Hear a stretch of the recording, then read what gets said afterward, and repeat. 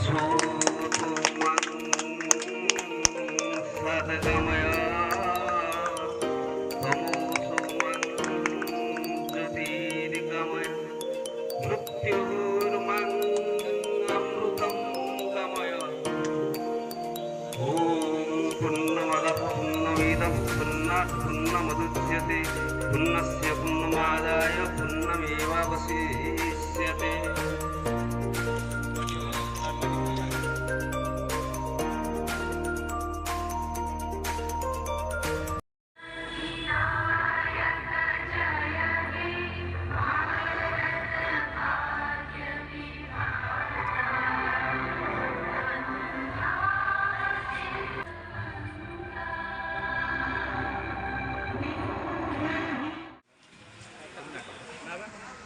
मंचासीन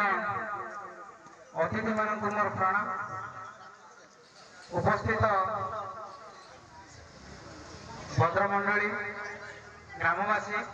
समस्त को मो तरफ हार्दिक अभिनंदन।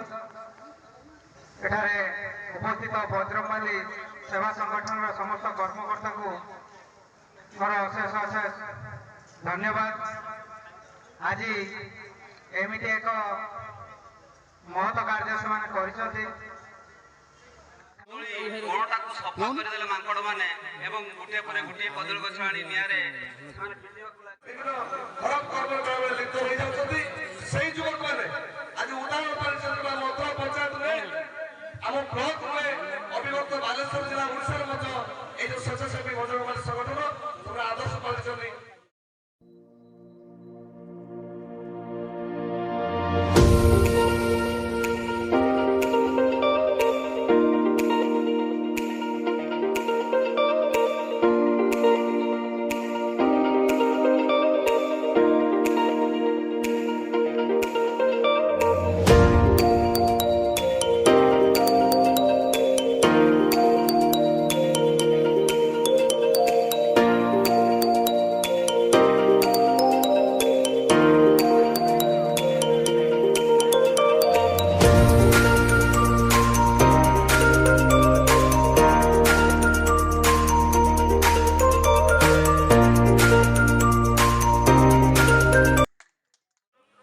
स्वेच्छासेवी संगठन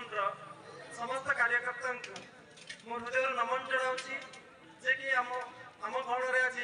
वरिष्ठ विद्वान एवं श्रेष्ठ अतिथि मानक आसवा आमंत्रित कर सम्मुखें बसी अनेक प्रकार अनेक वरिष्ठ एवं रक्तदाता मानक दर्शन करने सुजोग देते मंचासीन अतिथि महोदय मोर बाम पटे विद्यालय गुरु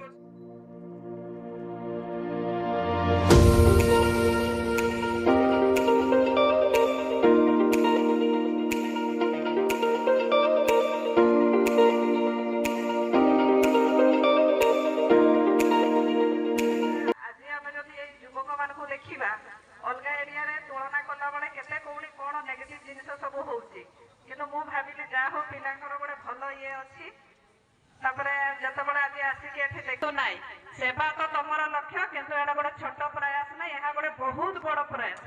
जहाँ कि माने मु शब्द पारिनी आई सुंदर प्रयास जोड़ा होची आपण माने मु कामना करूची जे सबुदिन आपनकर संगठन एटा केबे second time blood donation camp second time ताकर ऑर्गेनाइजेशन करिसंती आशा करूछु प्रति वर्ष यही कार्यक्रम खाली एटा नहीं सेमाने आहुरी भी जहाँ भल काम गुड़ा करुचंती सेमाने एगुड़ा आगे करंतु। आज समाज रे आमे जदि देखिबा आमे मनुष्य हेचु आमे खाली निज पई बंचुचु निज पई निज छुआ पिला निज घर द्वार निज संसार सेतिकी पई किंतु समाज पई आमे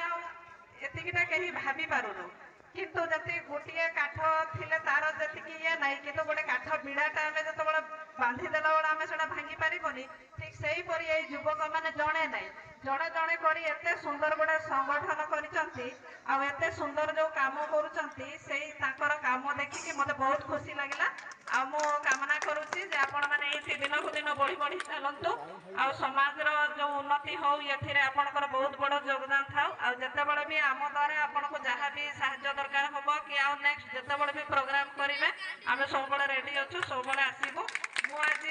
माने बहुत बिजी हमर हेडक्वार्टर जने